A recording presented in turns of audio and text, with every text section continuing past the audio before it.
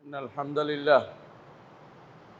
الحمد لله نحمده ونستعينه ونستغفره ونعوذ بالله من شرور أنفسنا ومن سيئات أعمالنا من يهده الله فلا مضل له ومن يضلل فلا هادي له وأشهد أن لا إله إلا الله وحده لا شريك له وأشهد أن محمدًا عبده ورسوله يا أيها الناس اتقوا ربكم الذي خلقكم من نفس واحدة وخلق منها زوجها وبث منهما رجالا كثيرا ونساء واتقوا الله الذي تساءلون به والأرحام إن الله كان عليكم رقيبا يا أيها الذين آمنوا اتقوا الله حق تقاته ولا تموتن إلا وأنتم مسلمون يا أيها الذين آمنوا اتقوا الله وقولوا قولا سديدا يصلح لكم أعمالكم ويغفر لكم ذنوبكم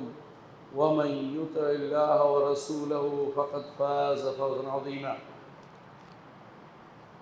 أما بعد فإن أصدق الحديث كتاب الله وخير الهدي هدي محمد صلى الله عليه وسلم وشر الأمور محدثاتها وكل محدثة بدعة وكل بدعة ضلالة وكل ضلالة في النار أيها الناس اتقوا الله واعتصموا بحبل الله جميعا ولا تفرقوا সম্মানিত মুসলিয়ান کرام আমি আমার নিজেকে আল্লাহর তাকওয়া অবলম্বন করার জন্য অনুরোধ জানাচ্ছি, আপনাদেরকে অনুরোধ করছি আল্লাহ যেন আমাদেরকে মুত্তাকি বানিয়ে দেন এবং জান্নাতের অধিবাসী করেন। আল্লাহর কাছে আমরা এই দোয়া করছি। সম্মানিত মুসলিয়ান کرام, আল্লাহ তাআলা আমাদেরকে বলছেন ওয়াতাসিমু বিহাবলিল্লাহি জামিআন ওয়া লা তাফাররাকু, আল্লাহর রজ্জুকে সবাই মিলে একসাথে ধরো। আল্লাহর রজ্জু হচ্ছে কোরআনে কারীম এবং রাসূলুল্লাহ সাল্লাল্লাহু আলাইহি ওয়াসাল্লামের হাদিস। এই দুইটাকে যারা আঁকড়ে ধরবে তারা দুনিয়া এবং আখিরাতে সৌভাগ্যবানের অন্তর্ভুক্ত হতে পারবে। সুতরাং যদি সৌভাগ্যবান হতে চাই, আমাদের প্রত্যেকেই চাই যেন আমরা সৌভাগ্যবান হই, তাহলে আমরা যেন আল্লাহর কোরআন এবং রাসূলের হাদিসের উপরে একমত থাকি, এর উপরে ঐক্যবদ্ধ থাকি। ওয়ালা তাফাররাকু, আল্লাহ তাআলা বলছেন আর তোমরা বিভিন্ন মতবাদে বিচ্ছিন্ন হয়ে যেও না। আজকের জগতে মুসলিমরা যত বিচ্ছিন্ন, এর মূল কারণ হচ্ছে কোরআন এবং হাদিস থেকে দূরে সরে যাওয়া। আল্লাহর কোরআনকে নিজের মন মতো করে বোঝা, রাসূলের হাদিসকে অস্বীকার করা। অনেক গোষ্ঠীকে আপনি দেখতে পাবেন, তারা বলবে কোরআনের আমরা নতুন করে ব্যাখ্যা করব। আর এই গোষ্ঠী পাবেন যারা বলবে কোরআন থেকে সরিয়ে নিতে আমরা বাধ্য নই, আমরা কোরআনকে নিজের মতো করে আমরা চলবো। আর এক গোষ্ঠী পাবেন যারা হাদিসকে অস্বীকার করে, আর এক গোষ্ঠী পাবেন যারা সাহাবাকে অস্বীকার করে, আর এক গোষ্ঠী পাবেন যারা ইমামদের জুহুদকে, তাদের প্রচেষ্টাকে ইগনোর করে। এরকম যুগে যুগে এরকম ফিতনাবাজদের তৈরি হয়েছিল। আমার মনে হয় বর্তমান সময়ে এই ফিতনা সবচেয়ে ভয়াবহ। মুসলিমরা তাদের দিন সম্পর্কে জানে না, তবে আবেগ তাড়িত হয়ে নিজেদেরকে মুসলিম বলে দাবি করে। অনেক কাজ তারা করে যেগুলো ইসলামের সাথে কোনো সম্পর্ক নেই।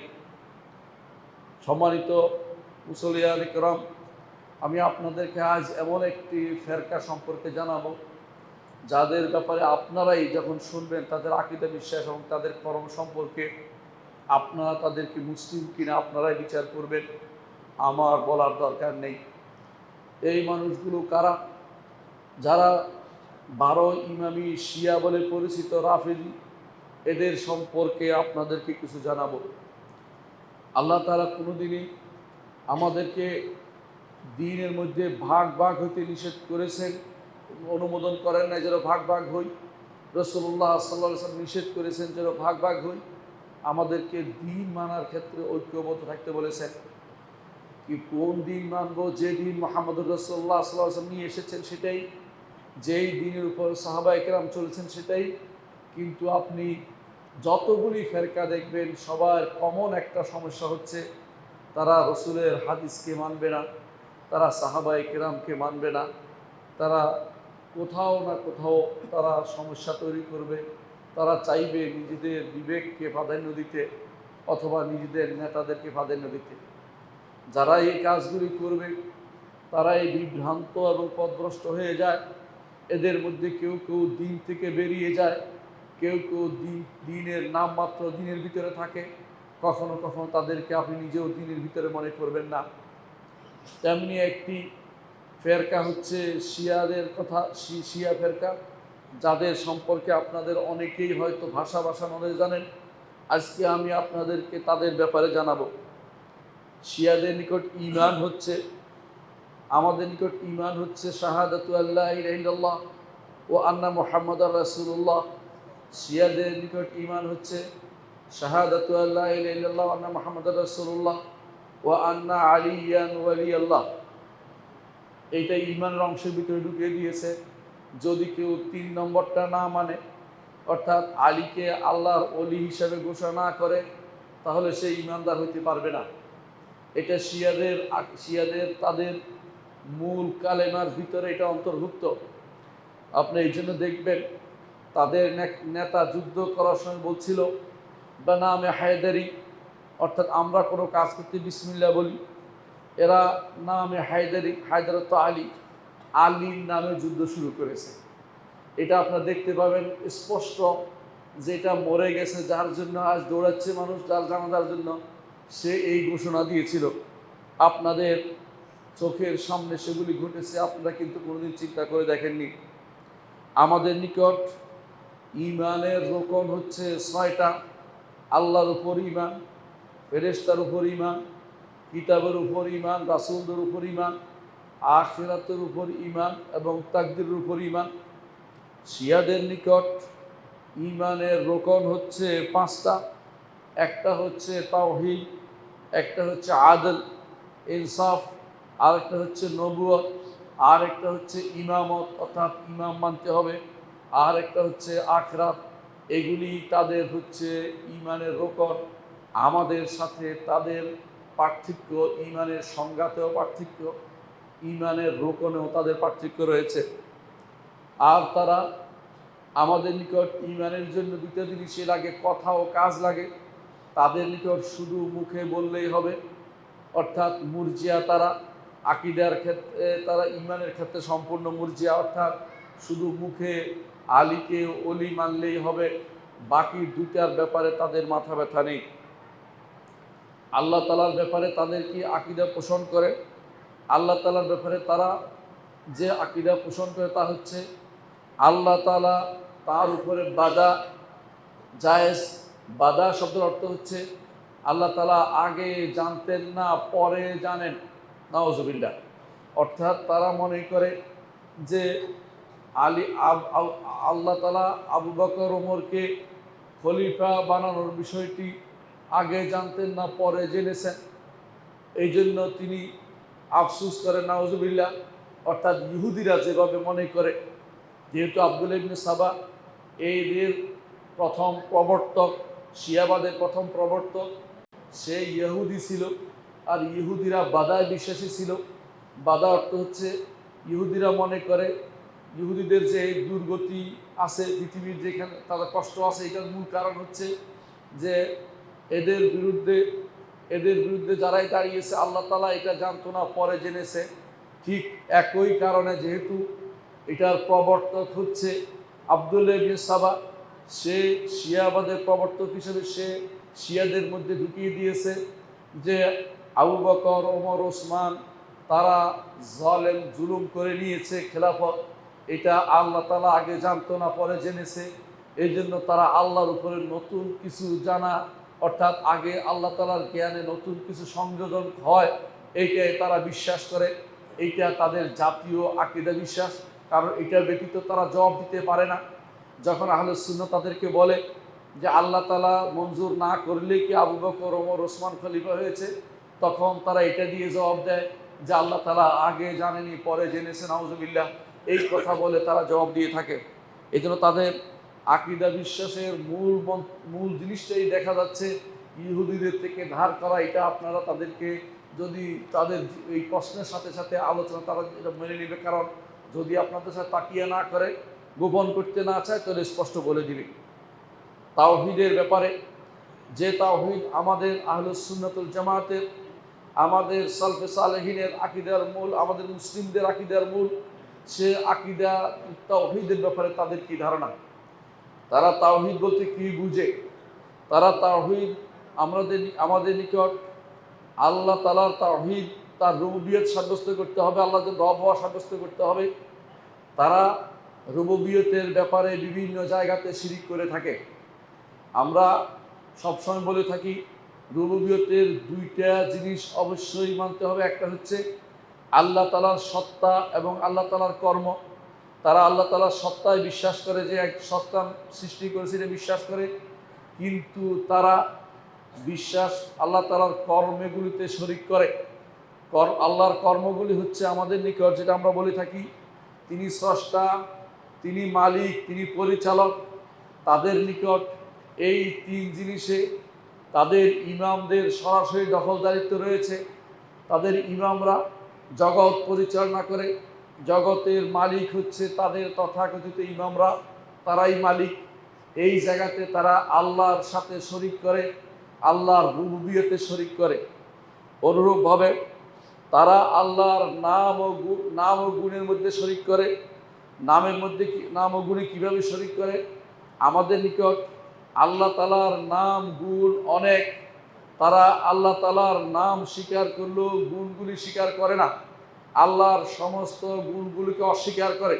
কোরআন এবং সুন্নায় আসা আল্লাহর গুণগুলিকে অস্বীকার করে, আল্লাহ তাআলাকে আরশের উপর থাকা অস্বীকার করে, আল্লাহ তাআলাকে উপরে থাকা অস্বীকার করে, আল্লাহর চেহারা অস্বীকার করে, আল্লাহ তাআলার হাতকে অস্বীকার করে। আল্লাহ তাআলা যে সমস্ত গুণে তাকে গুণান্বিত করেছেন কোনোটিই তারা মানে না, কারণ তারা এই আকীদাতে মুতাজিলাদের অনুসরণ করে চলে। আর তারা আমাদের নিকট আল্লাহ তাআলার যে মৌলিক গুণের মধ্যে একটি হচ্ছে তিনি সব কিছু জানেন। তাদের নিকট এগুলিতে তাদের ইমামরা শরিক। এই জন্য কাফি কুলাইনি তার কাফি কিতাবে লিখেছে, কাফি হচ্ছে শিয়াদের কাছে, আমাদের কাছে ইমাম বুখারী রাহমাতুল্লাহ আলাইহির কিতাব যেমন খুবই গুরুত্বপূর্ণ, এবং কোরআনের পরে জমিনের বুকে বুখারীর মতো সত্য কোনো গ্রন্থ আসেনি আমরা বিশ্বাস করি। তারা মনে করে এগুলি কোনোটাই তারা মানে, তাদের মতে কুলাইনির কাফি নামক কিতাবটি তাদের কাছে এরকম। ওই কাফি কিতাবে লেখা আছে যে বাবুল আল আইম্মাতু ইয়ালামুনাল গায়ব, অধ্যায় ইমামরা গায়েব জানে। তারাই বিশ্বাস করে, এটা তাদের বই অধ্যায় বিন্যাস করে সেখানে এগুলি উল্লেখ করা হয়েছে। আবার এরকম অধ্যায় বিন্যাস করা হয়েছে বাবুল আল আইম্মাতু ইয়ালামুনা মা ফিল গাদ, এই অধ্যায় ইমামরা আগামী দিন কি হবে সেটা তারা জানে। আবার ওখানে অধ্যায় বিন্যাস করা হয়েছে কিয়ামত কখন হবে ইমামরা জানে। আবার অধ্যায় বিন্যাস করা হয়েছে কার পেটে কি বাচ্চা আছে ইমামরা জানে। অধ্যায় এইভাবে তারা একটার পর একটা শিরকি কথা দিয়ে তাদের বই গ্রন্থ পূরণ করেছে। আর যাদের গ্রন্থ শিরকি আকীদাতে ভর্তি, তারা শিরকি আকীদায় বিশ্বাস করবে, এটাই স্বাভাবিক, আপনারা সেটা সহজে বুঝতে পারেন। এই জন্য তারা আল্লাহর ইলমের মধ্যেও তারা শরিক করে তাদের ইমামদেরকে। আর আমাদের নিকট আল্লাহর দ্বিতীয় বড় যে গুরুত্বপূর্ণ গুণ, যা অনেক গুণের সমষ্টি, সেটা হচ্ছে আল্লাহর জন্য পরিপূর্ণ ক্ষমতা সাব্যস্ত করা। তারা তাদের ইমামদের জন্য পরিপূর্ণ ক্ষমতা সাব্যস্ত করে, আল্লাহর সাথে তারা এখানেও শরিক করে। এই জন্য তারা অনেকেই ইয়া হুসাইন বলে, ইয়া আলী বলে, বানামে হায়দারি বলে। তারা এই জন্য আল্লাহর ক্ষমতার সাথে তাদের ইমামদের ক্ষমতাকে একাকার করে দেখে এবং তাদের ইমামদের সমস্ত ক্ষমতার অধিকারী মনে করে। কিন্তু তারা খেয়াল করে না তাদের ইমাম প্রথম আলী রাদিয়াল্লাহু আনহু হতে শুরু করে অনেক ইমামেই তাদের অন্যদের হাতে মারা গেছে। এত ক্ষমতা থাকার পরেও তারা রাষ্ট্র ক্ষমতার অধিকারী হইতে পারে নাই, আলী রাদিয়াল্লাহু স্যারকেও। তাহলে তারা কিভাবে তারা মারা গেল? হুসাইন ইবনে আলী রাদিয়াল্লাহু আনহু কারবালায় মারা গেছেন, কোনো সন্দেহ নেই। আল্লাহ তাকে শহীদের মর্যাদা দিন, আমরা দোয়া করি। তিনি মাজলুম অবস্থায় মারা গেছেন। কিন্তু তারা যে ক্ষমতার কথা বলে যে ইমামরা, অনেক ক্ষমতার অধিকারী, তিনি তো তার মৃত্যুকেও ঠেকাতে পারেন নাই, তিনি তার শত্রুকেও মেরে ফেলতে পারেন নাই, একথা বলতে পারেন না যে ফু দিয়ে মেরে ফেললাম, এমন কিছু করতে পারেন নাই। তারা যে মিথ্যা দাবি করে স্পষ্ট প্রমাণিত হলো। তারা এই দাবিগুলি তাদের কিতাবে লেখে, তাদের কথায় বলে। তারা আলী ছাড়া কোনো কিছু তাদের জীবনে চলে না। আলী ইবনে আবি তালেব রাদিয়াল্লাহু আনহু তাদের থেকে মুক্ত। তাদের পূর্বপুরুষরা একদিন আলী ইবনে আবি তালেব রাদিয়াল্লাহু আনহুর কাছে এসে বললেন, আন্তা আন্তা, অর্থাৎ আপনি আপনি। তিনি বললেন যে ওমান আনা আনা, আমি আমি আমি আমি কি? তিনি বললেন যে আন্তা। তারা বলতে লাগলো আন্তা হুয়া, আপনি সেই। তিনি বললেন যে আমি সেই মানে? তখন তারা বললো যে আপনি হচ্ছেন আল্লাহ। নাউজুবিল্লাহ। এ সাবাই গোষ্ঠী, সাবাই একটা ফেরকা, এখনো তাদের অস্তিত্ব আছে কোথাও কোথাও। তারা আলীকে ইলাহি, আল্লাহ হিসেবে ডাকে। নাউজুবিল্লাহ। এদের অনুসারীরা হচ্ছে যারা সিরিয়াতে ক্ষমতায় ছিল, বাশার এই গোষ্ঠী এবং তার বাপ, এরা সিরিয়াতে এই গোষ্ঠী ছিল। তারা 5 আল্লাহ বিশ্বাস করত। তাদেরকে এই জন্য আলমী বলা হয়, কারণ তারা আলীর ইবাদত করতো। এই জন্য, এই নয় যে তারা আলীর বংশধর, এই জন্য নয়। তারাও এই কথা শোনার ফলে আলী ইবনে আবি তালেব যখন দেখলেন যে এরা তাকে আল্লাহ ঘোষণা করতেছে, তখন তিনি বললেন যে এদেরকে আগুনের ভিতরে পুড়িয়ে মারতে হবে, এরা এত ভয়াবহ অন্যায় করেছে। রাগে ক্রোধে তিনি তাদেরকে আগুনে পুড়িয়ে মারার ঘোষণা দিলেন। যখন তাদেরকে আগুনে পুড়িয়ে মারার ঘোষণা দিলেন, তখন তিনি একথা বললেন, একটি কবিতা বললেন, রাআইতু লাম্মা রাআইতুল আমরা আমরান মুনকারা আজ্জাজতু নারি ওয়া দাআউতু কুম্বারা। কুম্বর তার দাস ছিলেন, তাকে ডেকে বললেন এদেরকে আগুনে পুড়িয়ে মারো।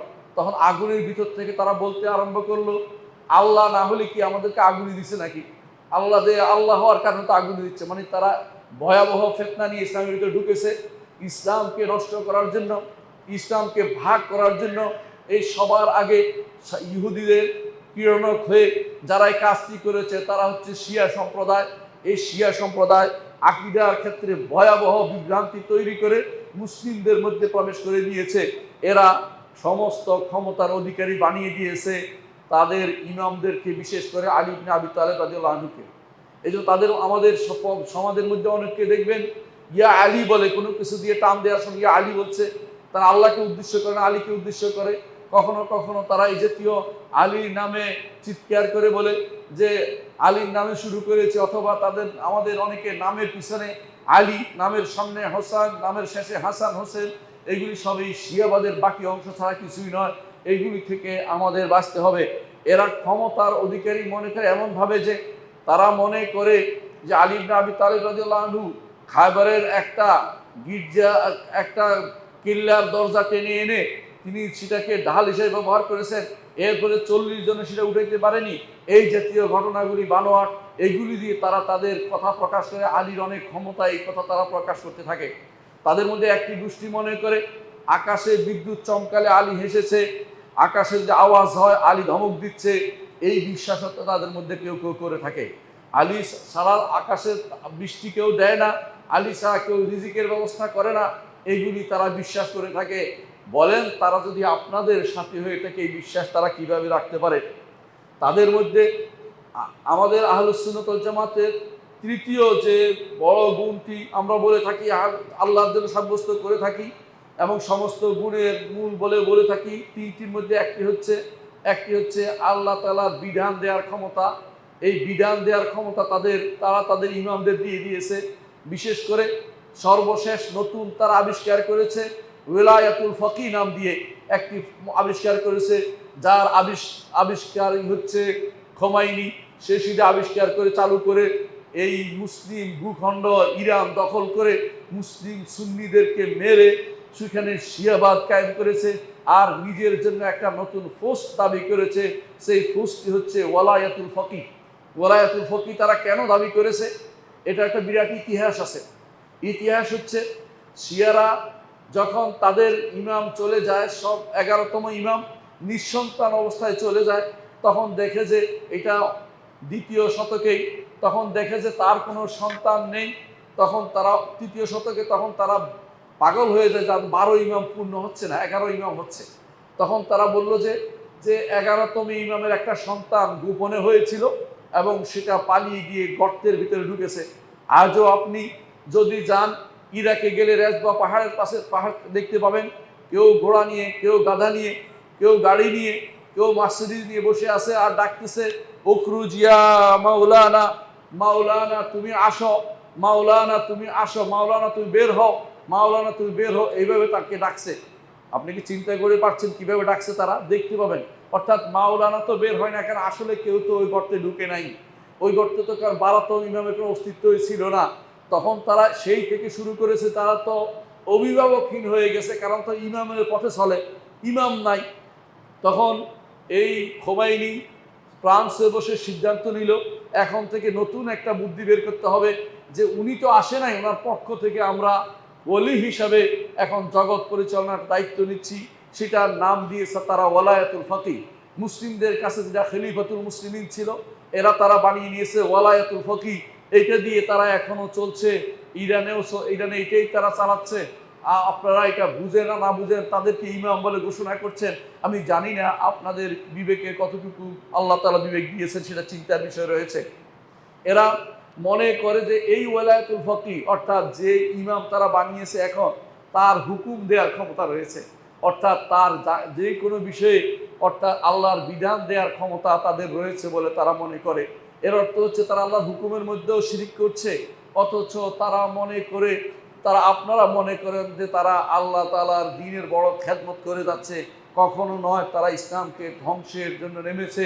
তারা প্রথম দিন আলী রাদিয়াল্লাহু আনহু যুগ থেকে তারা নিজেদেরকে আলাদা করতে শুরু করেছে, আর তারা এখন পরিপূর্ণ আলাদা দ্বীনে পরিণত হয়েছে। তার বিস্তারিত বিবরণ আপনাদেরকে আমি শোনাতে যাচ্ছি। আমি একটু আগেই বলেছি তারা আল্লাহর সমস্ত সিফাতকে অস্বীকার করে, কিন্তু আপনি জানেন যে জগৎ পরিচালনার জন্য এই গুণগুলি প্রয়োজন, আল্লাহর সিফাতগুলি প্রয়োজন। এই সিফাতগুলি তারা তাদের ইমামদেরকে দিয়ে দিয়েছে, অর্থাৎ তাদের যে সমস্ত ইমাম আছে সেগুলিকে দিয়ে দিয়েছে। তারা নাকি, ওরাই নাকি এগুলির মালিক, আল্লাহ তাআলার কোনো গুণ থাকতে পারে না তাদের নিকট, নাউজুবিল্লাহ। তারা আল্লাহর উলুহিয়াতেও শিরিক করে, উলুহিয়াত মানে ইবাদতেও শিরিক করে।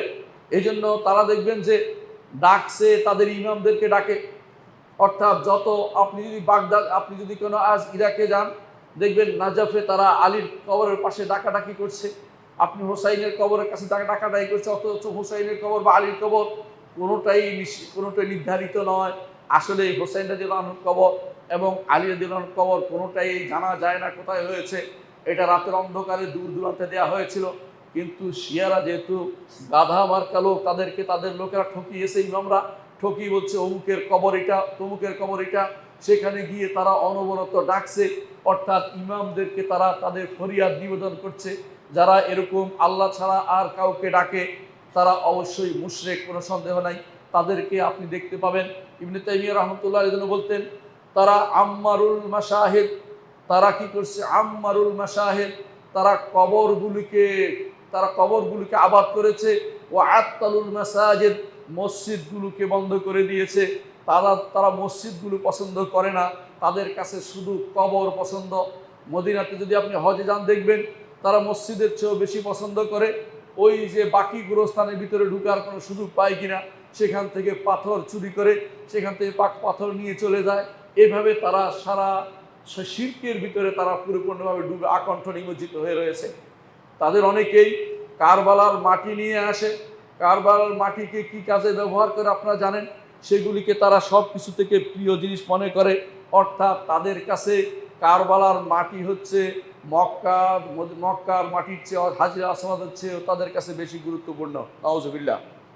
তারা দোয়া যেমন করে, এদের কবরের কাছে যেমন চায়, তেমনি কবরের কাছে সাহায্যও চায় এবং কবরের কাছে উদ্ধার কামনা করে। তারা ইয়া হুসাইন ছাড়া কোনো কথাই বলে না। হোসেন অথবা অমুকের নাম ধরে ডাকবে, তমুকের নাম ধরে ডাকবে। তাদের সমস্ত প্রেয়ার, সমস্ত আকাঙ্ক্ষা, যত দোয়া সবই হচ্ছে হুসাইনের কাছে এবং আলীর কাছে। আল্লাহর কাছে চাওয়ার কোনো প্রয়োজন তারা মনে করে না। তারা জবাই করে, এই কবরগুলির কাছে জবাই করে, এই মাজারগুলির কাছে তারা জবাই করে, এই মাজারগুলির জন্য তারা মানত করে। আমাদের দেশে যেভাবে কবর পূজারীরা মানত করে ওলি আল্লাহদের কবরের জন্য, তাদের সমস্ত মানত তারা তথাকথিত তাদের ইমামদের জন্য তারা সেই মানতগুলি তাদের কবরের দিকে তারা মানত করে থাকে। তারা কবরে সেজদা করে, আপনি নিজে দেখবেন অনেক যাদেরকে আপনি ইমাম বলে জানেন, তারা অনেকেই তারা খামেনিকে দেখবেন খোমাইনির কবরের কাছে সেজদা করতেছে। এইভাবে তারা দেখবেন সামনে নিয়ে সেজদা করে, তারা এটাকে কিছুই মনে করে না। কারণ তাদের কাছে এইটা কোনো শিরিক নয়, আমাদের কাছে কবর সিজদা করা শিরিক, কিন্তু তারা কবর সিজদাকে শিরিক মনে করে না। এইভাবে তারা কবরের শিরিক করে শিরিক হিসাবে শিরিক করে থাকে তারা কবরের কাছে। তারা এটা নয়, তারা এটাকে তাদের আরো ভয়াবহ আকীদা কয়েকটি আমি উল্লেখ করছি। 3 নম্বর তাদের ভয়াবহ আকীদা হচ্ছে তারা আল কোরআন কারীমের ব্যাপারে তারা মনে করে কোরআনে কারীম সৃষ্ট জিনিস, কোরআনে কারীম সৃষ্ট জিনিস। আরও তারা মনে করে এই কোরআনে এক হরফও নাই যেটা আল্লাহ নাজিল করেছে। তাদের কাছে মুসহাফে ফাতেমার দাবি তারা করে যে ফাতেমার কাছে মুসহাফ ছিল, সেই মুসহাফে আমল করা হয়নি। তাদের ইমাম বলতেছেন এই কিতাবে আল্লাহ যা নাজিল করেছে আমাদের যে কোরআন, তাতে মুসহাফে ফাতেমার একটি হরফও নেই। নাউযুবিল্লাহি মিন যালিক। অর্থাৎ তারা কোরআনকে বিকৃত মনে করে। এবং তাদের একজন তাবরাসি কিতাব লিখেছে একটা, ফাসলুল খিতাব ফি তাহরিফি কিতাবে রব্বিল আরবাব, যে ফাসলুল খিতাব ফি তাহরিফি কিতাবে রব্বিল আরবাব, আল্লাহর কিতাব যে বিকৃত হয়ে গেছে এর উপরে সে বই একটা লিখছে। নাউযুবিল্লাহ। আপনি বলেন তারা কোন ধরনের মুসলিম যাদের জন্য আপনি কান্নাকাটি করেন, যাদের জন্য আপনি দৌড়াচ্ছেন, তাদের সম্পর্কে আপনার জানা ফরজ যে তারা কোন ধরনের মুসলিম, যারা আল্লাহর কোরআনকে বিকৃত মনে করে। এটা তাদের ইমাম লিখেছে, এটা কোনো এদিক সেদিক সাধারণ কোনো ব্যক্তি লেখেনি। তাদের ইমাম যাদেরকে তারা গ্রহণযোগ্য মনে করে তারাই সেটা লিখেছে, এবং তাদের বড় বড় ইমামরা এর উপরে তারা একমত হয়ে গেছে, এতে সন্দেহ তারা করে না। কিন্তু তারা মানুষের সামনে বলে না। কেন বলে না সেটা আপনাদেরকে আমি জানাবো। চতুর্থ যে বিষয়টি জানা দরকার সেটা হচ্ছে আমাদের সুন্নাহ বা হাদিস আমাদের দিকে অবশ্য পালনীয়। ইমাম বুখারী রহমতুল্লাহ আলাইহি যা লিখেছেন, বা বুখারী, মুসলিম, আবু দাউদ, তিরমিজি, নাসাই, ইবনে মাজাহ সহ হাদিসের কিতাবগুলিতে সমস্ত হাদিস এসেছে, সেগুলি আমরা মেনে চলি। কিন্তু শিয়ারা আমাদের হাদিসের কিতাবের একটি হাদিসও তারা মানে না, কারণ তাদের নিকট এগুলি সাহাবায়ে কেরামের হাতে দিয়ে এসছে, সুতরাং সেগুলি মানা যাবে না। কারণ তারা এই হাদিসগুলো মানা জরুরি মনে করছে না। তাদের নিকট তাদের ইমামরা যা বলেছে সেটাই দরকার। এই হাদিসগুলোকে তারা কোনোভাবেই মানে না, একটি হাদিসের কিতাবও তারা মানে না। কখনো কখনো আমাদের বিরুদ্ধে তারা ব্যবহারের জন্য হাদিসগুলি তারা উল্লেখ করে থাকে, নিজেরা তারা এগুলি একটাও মানে না। তাদের ইমাম উদ্দালালা পদভ্রষ্ট ইমাম খুমাইনি বলছে, কি বলছে? পদভ্রষ্ট ইমাম খুমাইনি বলছে, ওয়া ইন্না লিআইম্মাতিনা মানজিলাতান, আমাদের ইমামের যে মঞ্জিলা আছে, লা ইয়াবলুগুহু মালাকুল মুকাররাম ওয়ালা নবিয়্যুল মুরসাল, সেখানে কোনো আল্লাহর প্রেরিত ফেরেশতা, আল্লাহর নৈকট্যপ্রাপ্ত ফেরেশতাও পৌঁছতে পারবে না, ওয়ালা মালাক ওয়ালা নবিয়্যুল মুরসাল, আল্লাহর প্রেরিত কোনো রাসূলও পৌঁছতে পারবে না। অর্থাৎ সেখানে পৌঁছার ক্ষমতা কারণেই তাদের ইমামের মর্যাদা আমাদের রাসূলের উপরে হওয়ার কারণে তার রাসূলের বাণীর মর্যাদা দেয় না। তারা ইমামদের বক্তব্যই যথেষ্ট মনে করে থাকে। তারা এইভাবেই তারা মনে করে যে যদি শুধুমাত্র ইমামদের বক্তব্য এসে যায় তাতে সেটা মানার জন্য জরুরি, সেখানে সুন্নাহর কোনো গ্রহণযোগ্যতা নেই। কারণ তারা এই ব্যাপারে মুতাজিলাদের অনুসরণ করে। মুতাজিলারাও মুতাজিলারাও সুন্নাহকে মেনে চলে না। তাকদীরের মাসআলায় তারা সম্পূর্ণরূপে মুতাজিলাদের মতো। মুতাজিলারা কি বিশ্বাস করে? আল্লাহ তাআলা আগে থেকে জানতেন না, আল্লাহ তাআলা হওয়ার পরে জানেন। এইটা মুতাজিলারাও বিশ্বাস করতে, এরাও বিশ্বাস করে। তেমনিভাবে তারা আল্লাহ তাআলা কোনো কিছু লিখে রাখেননি এটা বিশ্বাস করে, অথবা লিখে রাখলেও আমরা করব বলে লিখছে এরকম বিশ্বাস করে। আবার এদের মধ্যে, এই শিয়াদের মধ্যে আর একটি, আল্লাহ তাআলা তিনি চাইলে হয়, তিনি চাইলে হয় না, এটা আমাদের যে বিশ্বাস, এই ব্যাপারে তাদের কথা হচ্ছে এইটাও তারা মানবে না। এবং তারা এই যে অর্থাৎ তাকদীরের মাসআলা সম্পূর্ণরূপে আমাদের বিপরীত। তারা তাকদীর মানে না, তাকদীরকে তারা অস্বীকার করে। এই জন্য তারা কাদারিয়া, শিয়ারা এদিক থেকে কাদারিয়া।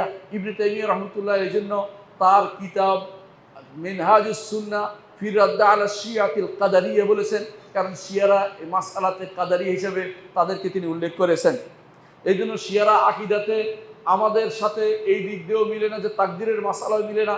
আমরা এটা বিশ্বাস করি আল্লাহ তাআলা সকল সৃষ্টির আগেই তিনি সব কিছু নির্ধারণ করেছেন। কি নির্ধারণ করেছেন তিনি তা জানেন, কি নির্ধারণ করেছেন তা তিনি লিখে রেখেছেন, কি নির্ধারণ করেছেন যা হওয়ার জন্য তিনি ইচ্ছা করেন আর তা সৃষ্টি হয়। এর কোনো কিছুতে ব্যত্যয় আমরা করি না, এগুলি সব আমরা মেনে চলি। আমরা বিশ্বাস করি এই জগতে কোথাও বা আগে কোথাও কোনো কিছুতে আল্লাহর ইচ্ছা ব্যতীত কোনো কিছু সংগঠিত হয় না, যেটা তারা অস্বীকার করে থাকে শিয়ারা আখিরাতের ব্যাপারে কি বিশ্বাস করে থাকে, যেহেতু তারা আকিদাতে তারা মুতাজিলাদের অনুসরণ করে থাকে, সেই জন্য তারা বিভিন্ন আকিদাতে এমন সব জিনিস তারা অস্বীকার করে, সে এমন সব জিনিস তারা বলে যেগুলো নিজেদের আবেগ দিয়ে পরিচালিত হয়। তাদের মধ্যে কেউ কেউ মনে করে তাদের ইমামরা যাকে ইচ্ছে তাকে জান্নাত দিবে, তাদের ইমামরা যাকে ইচ্ছে তাকে জাহান্নাম দিবে, এই বিশ্বাস তারা করে থাকে। আবার তারা কবর আযাবকে অস্বীকার করে, মিজান অস্বীকার করে, সেরাত অস্বীকার করে, এইগুলি তারা অস্বীকার করে থাকে, কারণ তাদের নিকট এগুলি হচ্ছে কোনো প্রয়োজন নেই এই জাতীয় কথা, কারণ হাদিসে এসেছে, আর হাদিসে যা এসেছে সেগুলি তারা মানতে রাজি নয়, এই জন্য তারা এগুলিকে অস্বীকার করে থাকে। বর্তমানেও এদের অনুসরণ করে অনেকেই দেখবেন এগুলি অস্বীকার করে যাচ্ছে। এইটা ভয়াবহ বিভ্রান্তি ছাড়া আর কিছু নয়। সপ্তম, তাদের আকীদা বিশ্বাস সাহাবায়ে কেরামের ব্যাপারে তারা মাত্র কেউ 3 জন, কেউ 5 জন, সর্বোচ্চ 10 জন ছাড়া আর সমস্ত সাহাবীকে তারা কাফের বলে, নাউজুবিল্লাহ। এই সর্বোচ্চ 10 জন কারা? সর্বোচ্চ 10 জনের মধ্যেও তারা আলে বাইতের মধ্যে যারা আছে এরা, আর আম্মার ইবনে ইয়াসির রাদিয়াল্লাহু আনহু অথবা আবু দারদা অথবা সালমান ফারিসি, এই কয়েকজনকে হাতে গোনে এরা ছাড়া সমস্ত সাহাবাকে তারা কাফের বলে। এটা তাদের কিতাবে স্পষ্ট উল্লেখ আছে। যদি আপনি তাদের কিতাব পড়তে পারেন, আপনি অস্বীকার করবেন না। আপনাকে আমি তাদের কিতাব দেবো, আপনি পড়ে পড়ে বলবেন যে সত্য কি মিথ্যা সেটা বলবেন। এটা যদি কেউ বলে আমার কিতাবে কি আছে আমি বিশ্বাস করি না, এটা সত্য নয়, তাহলে তারা শিয়া থাকতো না, তারা সুন্নি হয়ে যেত। এই জন্য তারা শিয়া থাকার অর্থই হচ্ছে যে তারা এগুলি বিশ্বাস করে, তাদের কিতাবে এটা আছে এবং তাদের বক্তব্যের মধ্যে এটা ফুটে ওঠে। এই জন্য তাদের এখনো বিশ্বাস যে তাদের ইমাম আসবে। আপনি দেখবেন তাদের ইমাম পদভ্রষ্ট ইমাম খোমেনি এবং খামেনি, এরা যখন তাদের মাহাদির কথা উল্লেখ করে, 12 নম্বর ইমাম যে কোনোদিন ছিলও না, অস্তিত্বই ছিল না, তখনই লেখা আজ অর্থ হচ্ছে আজ্জালাল্লাহু ফুরুজা, আল্লাহ তাকে যেন বের করে দেয়, অর্থাৎ আল্লাহ যেন তারা আটকে রাখছে, নাউজুবিল্লাহ। এই জাতীয় বিশ্বাস তারা করে থাকে। কত বছর আটকে থাকতে পারে, কত বছর বাঁচতে পারে?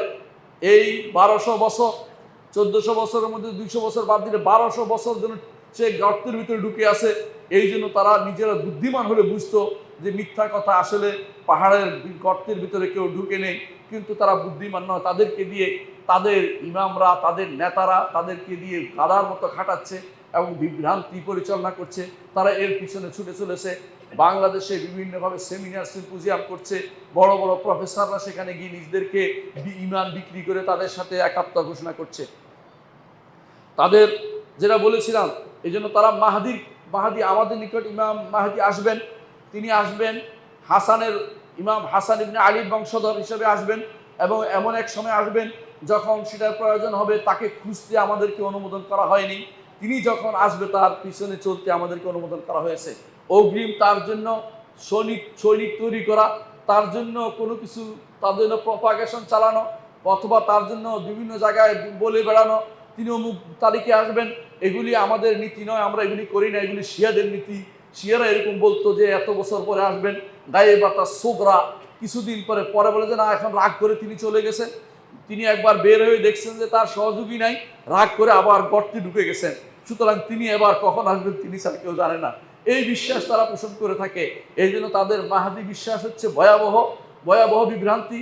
এটা কখনো কখনো তারা কি করে মুসলিমদের মধ্যে ছড়িয়ে দেয়, আর মুসলিম স্কলাররা সেটাকে অত্যন্ত রসিয়ে আমাদের ওয়াজের মধ্যে আলোচনা করে, মাহাদি আসতেছে, কেউ যেন আর কোনো কিছু করার নেই, মাহাদির পিছনে সময় ব্যয় করে একটি কাজ। এই কাজগুলি যারা করে তাদেরকে আপনারা চিনে রাখবেন। এদের অনেকেই এই শিয়াদের দ্বারা প্রভাবিত। মাহাদি যখন আসবে তখন আমরা দেখব মাহাদি আসার বিষয়টি, তখন তার অনুসরণ করব, ঠিক আছে, যারা জীবিত থাকবে তারা। কিন্তু অগ্রিম মাহাদির জন্য কিছু তৈরি করার জন্য আমাদেরকে ইমামরা নির্দেশনা দেয়নি। ইমাম সুফিয়ান ইবনে উয়াইনা রাহমাতুল্লাহ আলাইহির কাছে একজন বলল যে মাহাদির আলোচনা শোনা যাচ্ছে। তিনি বললেন যে মাহাদি এসে তোমাকে বললে যে আমি মাহাদি, তারপর তোমার কাজ, এর আগ পর্যন্ত তোমার কোনো কাজ নেই, মাহাদি খোঁজার দায়িত্ব আমাদের নয়। এই জাতীয় কাজ শিয়ারা করে। তারা মাহাদি খোঁজার জন্য বসে আছে এবং তারা মনে করে তাদের মাহাদি আসার পরে তারা অনেকগুলো কাজ করবে। সেগুলো কি সেটা তারা বলে থাকে। এগুলির মধ্যে একটা হচ্ছে যে মাহাদি এসে আরবদেরকে কচু কাটা করবে। 1 নম্বর কাজ, আরবদেরকে মেরে ফেলবে। 2 নম্বর হচ্ছে কোরাইশদেরকে আগে মারবে। 3 নম্বর কাজ হচ্ছে কাবার ছবি ছিনিয়ে নেবে, কাবার ছাবি ছিনিয়ে নেবে, মাহাদিয়া আসবে। এবং 4 নম্বর হচ্ছে রাজা বিশ্বাসী, অর্থাৎ শুধু মাহাদি একা আসবে না, মাহাদির সাথে সমস্ত ইমামরা আবার আসবে, অর্থাৎ আলী, তারপরে তার সন্তানরা, তার সন্তান হাসান হোসেন সব আবার আসবে। অর্থাৎ তারা রাজা বিশ্বাস করে যে এরা আবার আসবে, এদের কিতাবের মধ্যে এটা স্পষ্ট আছে। যদি ভালো দেখতে চান, বিস্তারিত দেখতে চান, আল্লামা এহসান আলাহি জহির রহমতুল্লাহ আলী শিয়া ও সুন্ন কিতাব পড়লে আপনি সব পাবেন, দলিল সহ, কিতাবের রেফারেন্স সহ আপনি সেখানে পাবেন, স্পষ্ট বুঝতে পারবেন। এই জন্য আমি লম্বা করছি না, শুধু বুঝে চাচ্ছি আপনাদেরকে যে কাদের পিছনে ছুটে চলেছেন একটু জানার বিষয় রয়েছে। তারা মনে করে যে তাদের মাহাদি সে যখন আসবে আর কি করবে, তারা এই যারা কবর থেকে তুলে আবু বকর ওমরের লাশকে তারা লটকাবে, শুলে চড়াবে, এবং সেটাকে তারা আয়েশা রাদিয়াল্লাহু আনহা সম্পর্কে তারা খারাপ কথা বলে, নাউজুবিল্লাহ। তারা বলে যে আয়েশা রাদিয়াল্লাহু আনহাকে তারা পাথর মেরে হত্যা করবে, আবার কবর থেকে উঠে তাদের মাহাদি আসলে, এই বিশ্বাস তাদের কিতাবে লেখা আছে। যদি না থাকে আপনি দেখেন, আমার কথা বিশ্বাস করুন, আল্লাহর ওয়াস্তে থেকে আমি পড়ে বলতেছি না, পড়ে বলছি না, তাদের কিতাবে এগুলি লেখা আছে। তারা বিশ্বাস করে যে তাদের ইমাম মাহাদি আবার আসলে এই কাজগুলি তারা করবে। তারা আর কি বিশ্বাস করে, তাদের ইমামরা সব মাসুম।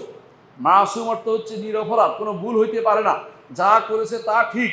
অর্থাৎ তারা আল্লাহ তাদেরকে নিরাপত্তা দিয়েছেন, এই জন্য তাদের সমস্ত বক্তব্য গ্রহণ করতে হবে।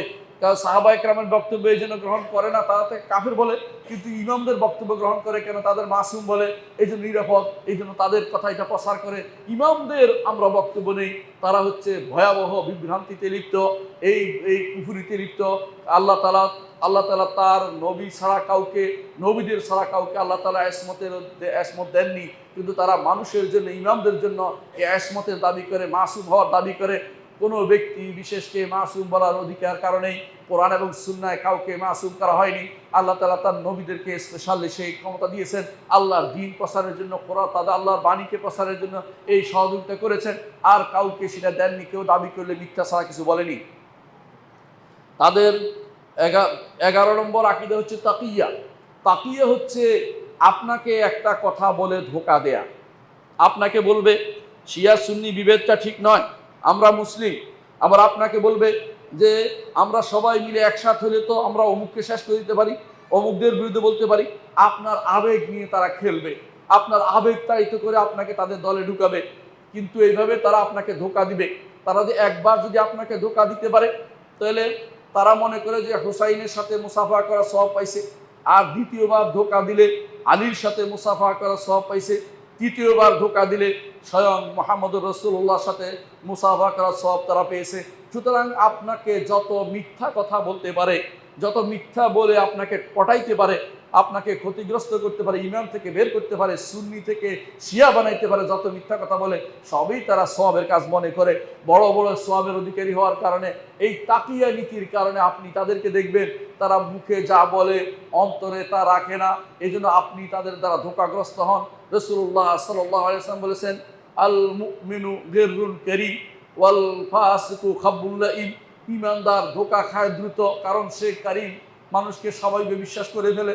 কিন্তু ওয়াল ফাসিকু, এই ফাসিকরা খাব্বুল লাঈম, সে নিকৃষ্ট এবং সে ধোঁকাবাজ, ধড়িবাজ, সে মানুষকে ধোঁকা দেওয়ার জন্য বসে থাকে।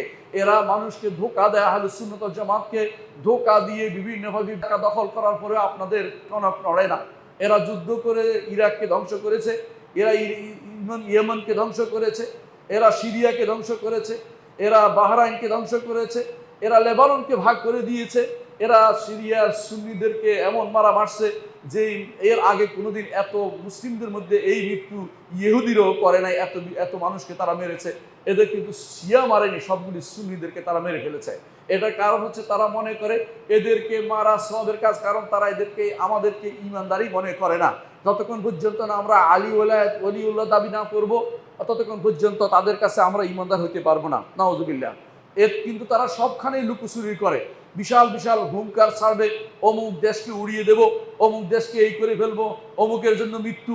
শেষ পর্যন্ত তাদের সাথে আবার চুক্তি করে, সবচেয়ে নিকৃষ্টতম চুক্তি করে তাদের সাথে থাকে, এবং তাদের সাথে সবচেয়ে ভয়াবহ অর্থনৈতিক ভয়াবহ অস্ত্র কেলেঙ্কারিতে তারা জড়িত হয়ে পড়ে। আপনারা সেটা ভালো করে জানেন। ইরাককে ধ্বংস করার জন্য আমেরিকার সাথে তারাই আঁতাত করেছে, তারাই ইরাকের আমেরিকান ট্যাঙ্কের উপর চড়ে তারাই ক্ষমতা দখল করেছে, আবার অস্বীকার করে যে আমরা আমেরিকাকে চাই, এটা করতে চাই, ওইটা করতে চাই। কিন্তু তাদের মুখের কথা ছাড়া কিছুই নয়। বাস্তবে তাদের সবচেয়ে বন্ধুত্বপূর্ণ সম্পর্ক কাফেরদের সাথে থাকে। কাফেররাও ভালো করে জানে যে উম্মতে মুসলিমার জন্য কোনটা ক্যান্সার। তারা জানে যে শিয়ারা হচ্ছে উম্মতে মুসলিমার জন্য ক্যান্সার, কারণ সঠিক দ্বারা আহলুস সুন্নাত ওয়াল জামাতের বাইরে যারা গেছে তারা সব সময় ইসলামকে ভাগ করা এবং বিকৃত করার চিন্তায় সবসময় নিবেদিত থাকে। তাদের খেলাফতের ব্যাপারে তাদের বিশ্বাস হচ্ছে যে খেলাফতে ইমামত বিশ্বাস হচ্ছে যে রসুল আলীর কথা স্পষ্ট করে বলে গেছেন, এটা সম্পূর্ণ মিথ্যা কথা।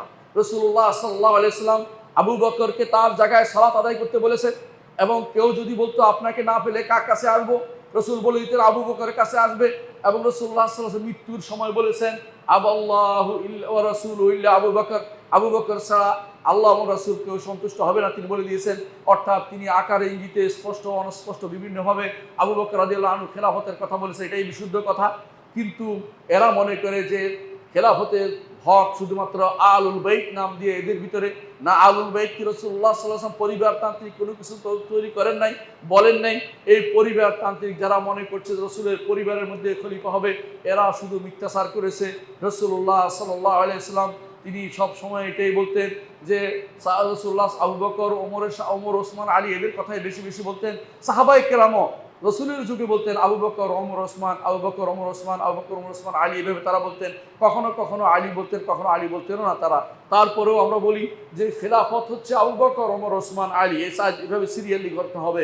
কিন্তু তারা মনে করে খলিফা হচ্ছে শুধুমাত্র আলী ইবনে আবি তালেব এবং তার বংশধরের মধ্যে। এইটা রাসূলুল্লাহ সাল্লাল্লাহু আলাইহি ওয়াসাল্লাম ঘোষণা করেননি, তারা এটাকে খেলাফত ঘোষণা, এটাই তারা মনে করে থাকে যে এরা তাদের খলিফা। কিন্তু আশ্চর্যের বিষয় হচ্ছে খলিফা তো রাষ্ট্র পরিচালনা করবেন, তাদের ইমামদের একমাত্র আলী ইবনে আবি তালেব ব্যতীত এবং হাসান ইবনে আলী ব্যতীত আর কেউ রাষ্ট্র পরিচালনা করেন নাই। তাহলে কিসের ইমাম, কিসের খলিফা? তাদের ইমামদের মধ্যে বিখ্যাত হচ্ছে, আপনারা জানেন, তার 12 জন হচ্ছে আলী ইবনে আবি তালেব, হাসান ইবনে আলী রাদিয়াল্লাহু আনহু, হুসাইন ইবনে আলী রাদিয়াল্লাহু আনহু। এই 3 জনের পরে আলী জাইনুল আবেদিন, যাকে জাইনুল আবেদিন বলা হয়, তিনি, আপনারা জানেন যে হুসাইন ইবনে আলী রাদিয়াল্লাহু আনহু তিনি খলিফা হন নাই এবং তো রাষ্ট্র পরিচালনা করেন নাই। শুধুমাত্র আলী রাদিয়াল্লাহু আনহু এবং হাসান, এই দুইজনই শুধুমাত্র রাষ্ট্র পরিচালনা করেছেন কিছুদিন, হাসান ইবনে আলী রাদিয়াল্লাহু আনহু। আর আলী ইবনে আবি তালেব 4 বছর রাষ্ট্র পরিচালনা করেছেন। কিন্তু এরপরে যাদেরকে বলা হয় তারা কেউ রাষ্ট্রের মুখও দেখে নাই, কিন্তু তাদেরকে তারা খলিফা বলে, ইমাম বলে। কি হিসেবে ইমাম বলে তাদেরকে জিজ্ঞাসা করতে হবে। হ্যাঁ, তাদের মধ্যে ইমাম আলেম ছিলেন, আলী ইবনে জাইনুল আবেদিন আলেম ছিলেন, মুহাম্মদ আল বাকির আলেম ছিলেন, তাদের মধ্যে জাফর আস-সাদিক আলেম ছিলেন।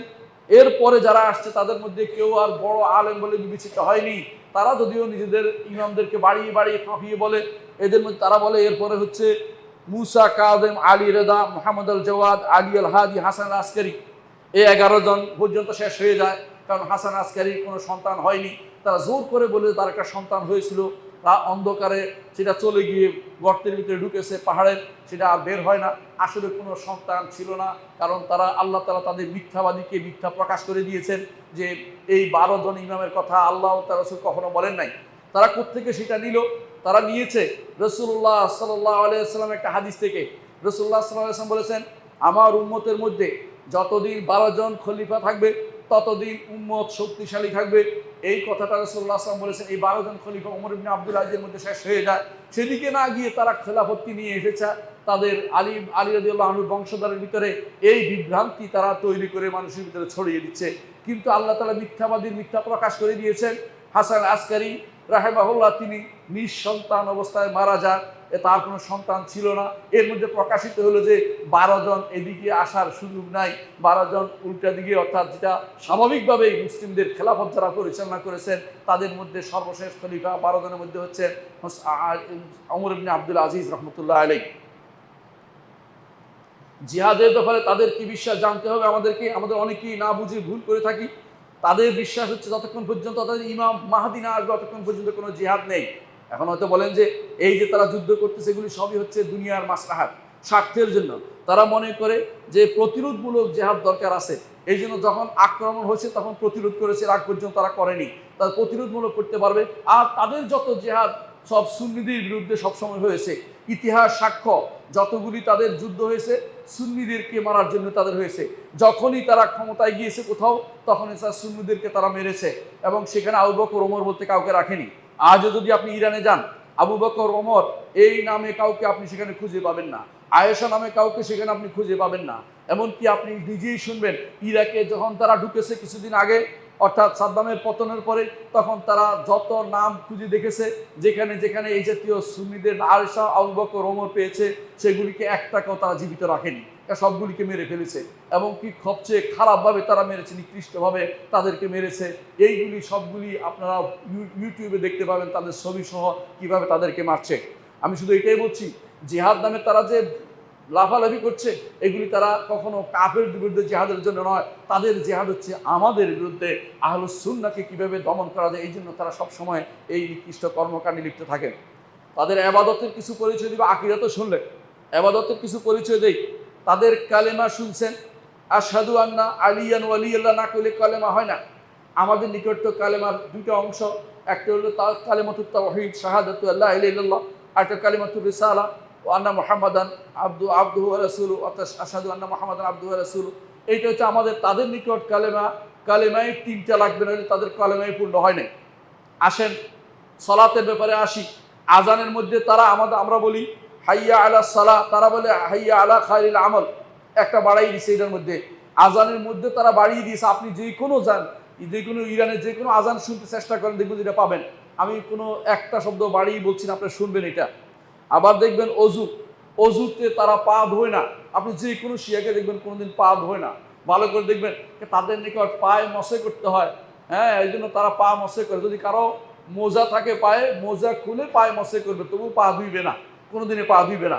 আর আপনার নিকট পা না ধুলে অজু হয় নাই। তাদের অজু যেখানে হয় না, সালাত কেমনে হয় এটা আপনি বলবেন, আমার বলার কিছু নেই। তাদের সালাত হচ্ছে 3 ওয়াক্ত, আমাদের 5 ওয়াক্ত। তাদের সালাত হচ্ছে 3 ওয়াক্ত, কারণ হাদিস মানে না, হাদিসে 5 ওয়াক্তের কথা আসছে এই জন্য। আর কোরআনের 3 ওয়াক্ত তারা হিসাব করে। তারা দিনে একটা পড়ে, সকালে একটা, সারাদিনে একটা, রাতে একটা পড়লে তাদের সালাত হয়ে যায়। এই জন্য তারা 3 ওয়াক্ত সালাত আদায় করে। আপনি এটা স্পষ্ট কোনো, এটা কোনো একটু বানিয়ে বলছি না, তাদের থেকে শুনবেন, তারা নিজেরা স্বীকার করে। তাদের জানাজা আমাদের জানাজার মতো না। তাদের জানাজা দাঁড়িয়ে কতক্ষণ শীষ করা, শীষ দেওয়া, এটা তাদের জানাজা। এগুলি আমাদের মতো তাদের জানাজা না। আপনি তাহলে তাদের জানাজা সার্চ দিয়ে আপনি দেখতে পারেন তারা জানাজা কিভাবে দিচ্ছে। আমি কোনো তাদের ইমামরা কিভাবে দিচ্ছে জানাজা, আপনি নিজেই দেখতে পাবেন যে কিভাবে জানাজা দিচ্ছে শিয়ারা। তাদের সালাত কীরকম, যেটা আপনাদেরকে বলেছি, আমাদের সাথে তাদের সালাত অনেক পার্থক্য। তারা যখন শেষ বৈঠকে বসে, তখন তারা আবু বকর ওমরকে লানত করতে থাকে, নাউজুবিল্লাহ। তারপর তারা সালাম ফিরায়। তাদের সালাত দোয়া হচ্ছে সব লানত, এইটা হচ্ছে তাদের এর অন্তর্ভুক্ত, নাউজুবিল্লাহ মিন যালিক। তাদের যাকাত হচ্ছে যত খুমুস, 5 ভাগের 1 অংশ আয় তাদের ইমামের জন্য পাঠাতে হবে। অর্থাৎ তাদের ইমামের জন্য, তথাকথিত ইমামুদ দলালা খোমাইনির জন্য অথবা আলে বাইতের জন্য নাম দিয়ে তারা বসে আছে। আর সারা বিশ্বে যত শিয়া 5 ভাগ, নিজের আয়ের 5 ভাগের 1 অংশ ইমামের জন্য পাঠিয়ে দিলেই তারা সব শেষ। আর ইমামের জন্য সেটা না দিয়ে শিয়া হইতে পারবে না, কারণ খুমুস দিতেই হবে। বাংলাদেশে অনেকে ইরানে খুমুস পাঠায়, দুর্ভাগ্যের বিষয়, তারা খুমুস পাঠানোর জন্য বসে থাকে। তাদের হজ হচ্ছে কবর থেকে বরকত অর্জন করা। তারা কবরের হজে যায় যখন, তারা শুধু বরকতের জন্য ঘুরে আর মিছিল করে, মিছিল মিটিংকে তারা গুরুত্বের সাথে নিচ্ছে। তাদের অভ্যাসের মধ্যে মারাত্মক বড় অভ্যাস হচ্ছে মোতাবিয়া। মোতাবিয়া হচ্ছে কন্ট্যাক্ট ম্যারেজ। এরা হচ্ছে তারা 10 মিনিটের জন্য, 15 মিনিটের জন্য বিয়ে কন্ট্যাক্ট করে। এইভাবে তারা পুরো দেশটাকে একটা প্রস্টিটিউশনে তৈরি করে দিয়েছে। কারণ তারা মনে করে এর মধ্যে সওয়াব আছে, এবং বলে যে একবার মোতা করলে এই সওয়াব। সওয়াবের আশায় অনেকে মোতা করতেছে।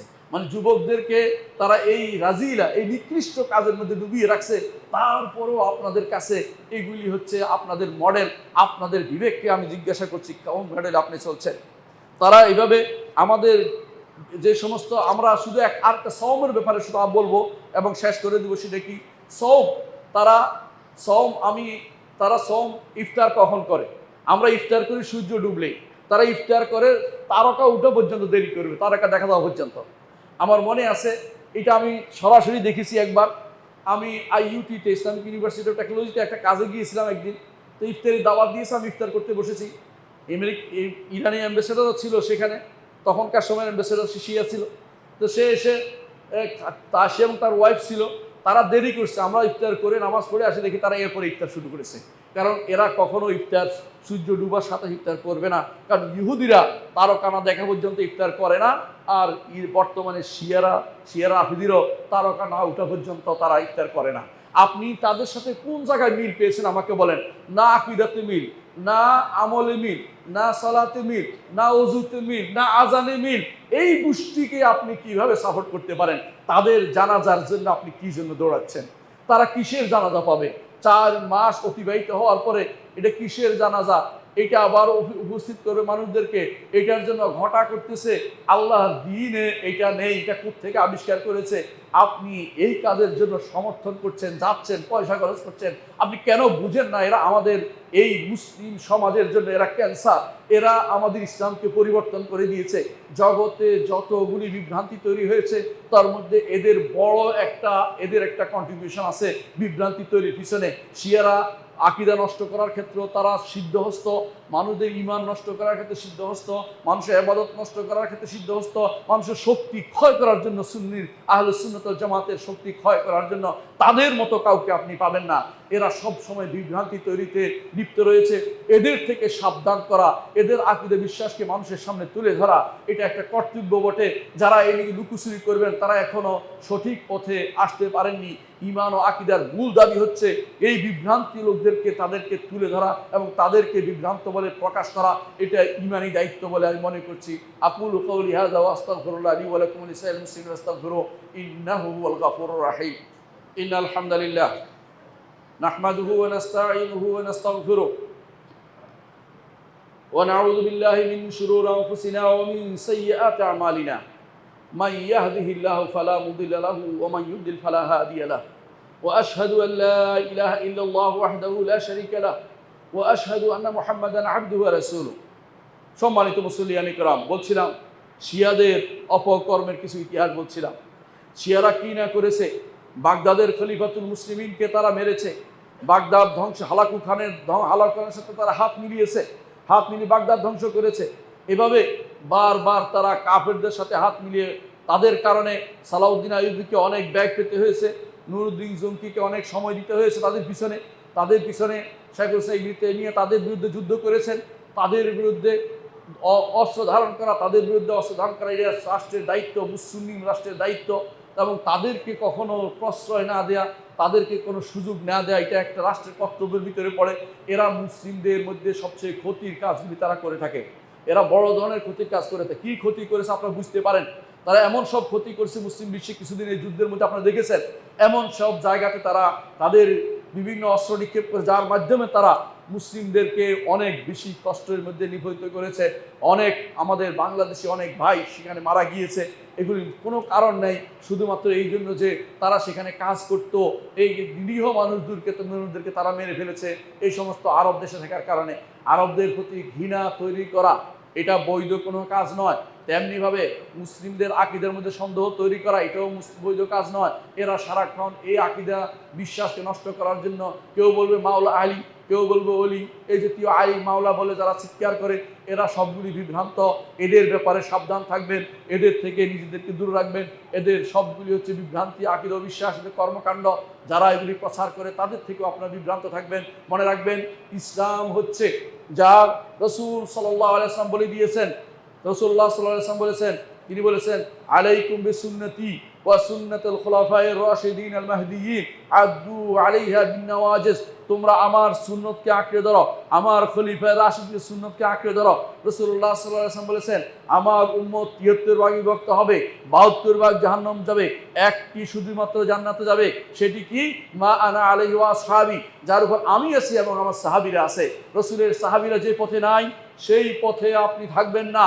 যারা রাসূলের সাহাবীদেরকে সমালোচনা করে, রাসূলের সাহাবীদের সামষ্টিকভাবে তাদেরকে মেরিয়ার হক মনে করে না, তারা অবশ্যই পথভ্রষ্ট। এরা শিয়াদের দ্বারা প্রভাবিত। এই জন্য তাদের দ্বারা দেখবেন তারা শিয়াদের কর্মকাণ্ডে সবার আগে দৌড়াচ্ছে। এরা বিভ্রান্ত। এই গোষ্ঠী থেকেও সাবধান থাকবেন। মনে রাখবেন, যদি আপনি হকের পথে চলতে চান, আল কোরআনকে অনুসরণ করবেন, সুন্নাহকে অনুসরণ করবেন, কোরআন সুন্নাহকে সাহাবায়ে কেরামের পদ্ধতিতে অনুসরণ করবেন। এবং মনে রাখবেন রাসূলুল্লাহ সাল্লাল্লাহু আলাইহি ওয়াসাল্লাম যেটা বলেছেন যে খায়রুন নাস করনি সুম্মাল্লাযিনা ইয়ালুনহুম সুম্মাল্লাযিনা ইয়ালুনহুম, উত্তম প্রজন্ম হচ্ছে আমার প্রজন্ম, তারপর হচ্ছে তারা যারা পরে আসবে, তারপর তারা যারা পরে। রাসূল তিনটি কথা বলেছেন বিশুদ্ধ মতে, অর্থাৎ সাহাবা, তাবেঈন, আতবাউত তাবেঈনের পরে যত কিছু আসছে এগুলি আসলে কোনোদিন কিছু নিয়ে আসবে না, ভালো কিছু নিয়ে আসবে না। এই জন্য এই বিভ্রান্তি যারা তৈরি করছে, যারা সাহাবায়ে কেরামকে মেনে চলে না, যারা রাসূলের সুন্নাহকে মেনে চলে না, যারা ইমাম আবু হানিফা, মালিক, শাফি, আহমদ এদের ব্যাপারে খারাপ মন্তব্য করে, অথবা যারা বুখারী, মুসলিম, আবু দাউদ, তিরমিজি, নাসাঈ, ইবনে মাজাহ সহ হাদিসের ইমামদের ব্যাপারে খারাপ মন্তব্য করে, আমাদের সম্মানিত আলেমদেরকে যারা মোটেই সহ্য করতে পারে না, এদের থেকে সাবধান থাকবেন। এরা ইসলামকে ধ্বংস করবে, যদিও তারা ইসলামের কথা মুখে বলে বেড়ায়, ইসলামকে ধ্বংস ছাড়া আর কিছু তারা করবে না। আপনাদেরকে সাবধান করার দায়িত্ব ছিল, বলে দিয়েছি। আকুল আল্লাহুম্মা তাকাব্বাল মিন্না আল্লাহুম্মা ইহফাজনা মিন কুল্লি বালাইদ দুনিয়া ওয়া আযাবিল আখিরাহ। আল্লাহর কাছে আমি চাই আল্লাহ যেন আমাদেরকে ফিতনা থেকে বাঁচিয়ে দিন। জগতের যখন যত রকমের ফিতনা বেরিয়েছে, যতগুলি ফেরকা বেরিয়েছে আহলুস সুন্নাত ওয়াল জামাত ছাড়া, এর বাইরে যতগুলি ফেরকা আছে সবগুলি থেকে যেন আল্লাহ আমাদেরকে হেফাজত করেন। আল্লাহর কাছে এই দোয়া করছি।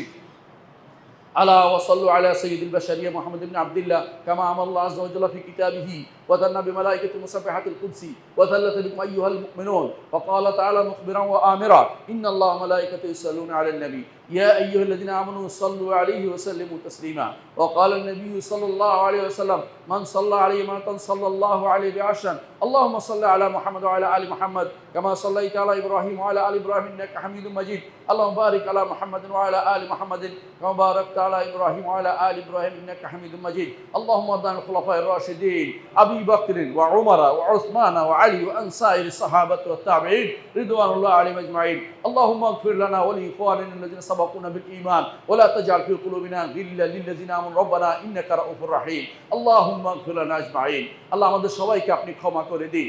আল্লাহ আমাদের মধ্যে যারা পথভ্রষ্ট হয়ে গেছে তাদেরকে ইসলামের দিকে ফিরিয়ে দিন। আল্লাহ আমাদের মধ্যে যারা আহলুস সুন্নাহ থেকে দূরে সরে তাদেরকে ফিরিয়ে দিন। আল্লাহ আমাদেরকে সলফে সালেহিন অনুসারী বানিয়ে দিন। আল্লাহ আমাদেরকে দ্বীনের সুপ্রতিষ্ঠিত রাখুন। আল্লাহ আমাদের মধ্যে যারা অসুস্থ তাদের সুস্থতা দান করুন। আল্লাহ আমাদের মধ্যে যারা কবরে শুয়ে গেছে তাদেরকে আপনি ক্ষমা করে দিন। আল্লাহ আমাদের মধ্যে যারা বিপদে আছে বিপদ থেকে উদ্ধার করে দিন। আল্লাহ আমাদের ইসলামকে আমাদের বাংলাদেশ ইসলামকে আপনি হেফাজত করুন। আল্লাহ আমাদের শাসকদেরকে ইসলামের দিকে ফিরিয়ে দিন। আল্লাহ তাদেরকে আপনি সাহায্য করুন, তারা যেন ইসলামকে প্রতিষ্ঠা করতে সে তৌফিক দিন। আল্লাহ তাদেরকে দ্বীনের দিকে ফিরিয়ে দিন। আল্লাহ আমাদের যারা জনপ্রতিনিধি আছে তাদেরকে আপনি ইসলামের দিকে ফিরিয়ে দিন। আল্লাহ তাদের দ্বারা দ্বীনের খেদমত করার তৌফিক দান করুন। আল্লাহ তাদের দেশের মানুষের খেদমত করা তাদেরকে তৌফিক দিন। আল্লাহ তাদেরকে আল্লাহর দ্বীন বিরোধী কর্মকাণ্ড থেকে দূরে সরিয়ে রাখুন। আল্লাহ আমাদেরকে আপনি ক্ষমা করে দিন। আল্লাহ আমাদের সন্তানদেরকে দ্বীনের উপর রাখুন, আমাদের মেয়েদেরকে দ্বীনের উপর রাখুন। আল্লাহ আমাদের মেয়েদেরকে হিকমত দান করুন। আল্লাহ আমাদেরকে আপনি কবুল করুন, আমাদের আমলগুলি কবুল করুন। আল্লাহুম্মা ইগফির ওয়ারহাম আনতা খায়রুর রাহিমিন। ইবাদাল্লাহ রাহিমাকুমুল্লাহ ইন্নাল্লাহা ইয়া'মুরু বিল আদলি ওয়াল ইহসান ওয়া ইতা'i যিল কুরবা ওয়া ইয়ানহা আনিল ফাহশা'i ওয়াল মুনকারি ওয়াল বাগই ইয়া'iদুকুম লা'আল্লাকুম তাযাক্কারুন ওয়া লাযিকরুল্লাহি আকবার ওয়াল্লাহু ইয়া'লামু মা তাসনা'উন।